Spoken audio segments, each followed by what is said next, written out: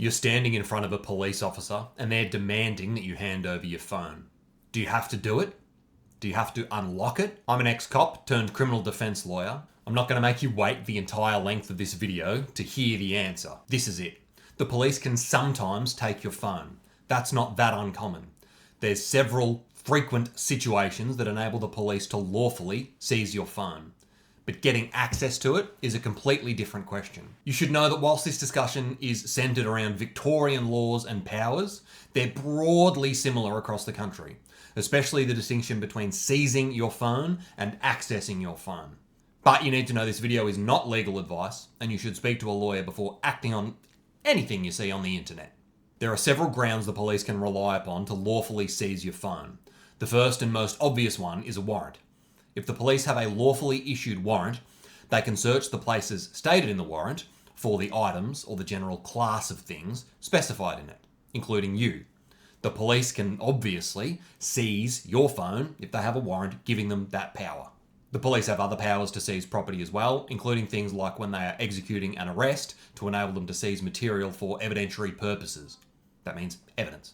In Victoria, that power is contained in the common law, which is law made by courts when deciding cases, whereas in other states the power is more commonly found in legislation, things like the LEPRA in New South Wales.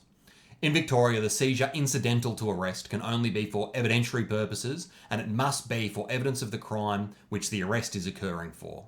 This doesn't mean that if you're being arrested in your house, that the police have a general power to search your house for evidence of the offence and seize your phone if they find it there. But it does mean they have a power to search you, and if the phone is likely to contain evidence for what you're being arrested for, a lawful power to seize it. There are other situations where it can occur, but they're far less common. I won't go into them all. If you have been arrested or had your phone seized, you should speak to a lawyer as soon as possible. The lawyer will be able to assess your situation to see if the seizure was lawful and if there are grounds to apply for the return of your property and to guide you through that process. If you're in Melbourne or elsewhere in Victoria, you can call me. I'll leave the link in the description below. As a quick aside, I want to make videos that are useful and interesting to you people, so please leave a comment below on what you want a video on, and the ones that get a lot of traction, I'll do videos on them. And don't forget to like this video and subscribe. This is the interesting bit. If the police have your phone, are they allowed to access it? Can they lawfully get into it? If your phone is unlocked or it's not protected by a security measure, a PIN, there is a separate issue you should be aware of. The police might be able to argue that you consented to them searching your phone. If you hand someone an unlocked phone, they could make the argument that there was implied consent for that person to search or go through it. However, if your phone is locked, the starting point is the police cannot make you unlock it. Police say, I'm directing you to unlock the phone. Great. No. Or, if you don't unlock the phone, we'll make you unlock the phone. Yeesh. They might say, if you don't unlock the phone, we'll get a warrant. And that's the one we need to talk about. In Victoria, there's a specific section in the Crimes Act that creates a power for the police to get a warrant to force you to provide any information or assistance that is reasonable and necessary to allow a police officer to access data held in or accessible from a computer or data storage device. And you guessed it, a data storage device includes a phone. This is done in two main ways. It can be attached as a general authority to a search warrant, authorising the police officer to basically give you a demand to provide information or assistance to access your phone, or it can be a separate specific order made by a magistrate. In the second case, the order made by a magistrate, it's a more serious offence and punishable by 5 years imprisonment. It is a serious crime and it's taken seriously by the courts. If you find yourself in this position, you should speak to a lawyer. But here's what I've learned from experience. The frequency with which police say they will get a warrant is way higher than the frequency with which they get a warrant. Don't be fooled into thinking that we will get a warrant equals we have a warrant. Here's why you want to speak to a lawyer. If they make the demand of you, give us the PIN number or access, and you refuse, straight up you've committed the offence. If you leave the police station, a couple hours later call a lawyer, they explain to you the situation and you understand now. If you go back to the police station, fine, sorry, I'll give you the PIN. Too late, the offence has been committed, you can't take it back, you're going to be charged and find yourself before the courts having to answer for it. But here's what the police can't make you do without a warrant. They can't make you unlock your phone. They can't make you hand over your PIN. They can't make you delete anything. They can't demand to search your phone on a hunch. They can't demand that you show them a text or a photo or anything else. They need a warrant authorizing any of that stuff.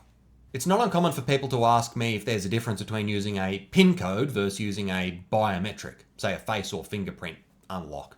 By my reading of the legislation, I don't see a difference. If the police get a warrant, it reads to me like they have the power to compel access via the provision of information, which is giving them a PIN, or assistance, which is you using your biometric, face or fingerprint, to unlock the phone. If you think I'm wrong, then I'd be keen to hear your argument. The federal powers or Commonwealth powers in relation to this area are different. I'm not going to go into them in detail here, but powers exercised by Commonwealth authorities, think Border Force or the Australian Federal Police, especially at places like airports and at the border, their powers operate differently. Don't rely on this video for legal advice at all, but especially don't apply the information here to those scenarios. They're separate powers. So what should you do if you find yourself in this situation? You should stay calm and remain polite. Not for the police's sake, but for yours. It'll end the interaction faster and with much less of a chance for a bad outcome for you. Do not hand your phone over if the police ask. Do not provide access to your phone if the police ask. Giving your consent gives them authority to take your phone and go through it.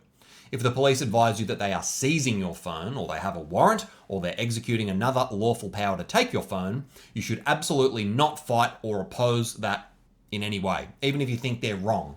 If they do have the power to take it and you refuse, you're probably committing an offence and they may be allowed to use force to seize the item. That's both a bad scenario and a bad time. But if they don't have the power to take it, but they say they do, you or your lawyer can sort that out later. There's no world where the police say they're going to take your stuff according to law and you say no, or you physically resist, and then the police go, okay then, well, good point, worth a shot, never mind.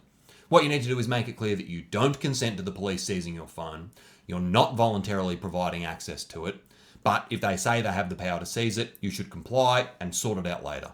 If the police do have a warrant authorising them to demand access to the phone, you should make it clear to the police that you are not refusing to comply with the warrant, but that you want to speak to a lawyer and obtain legal advice before making a decision. That is a scenario where you absolutely must speak to a lawyer.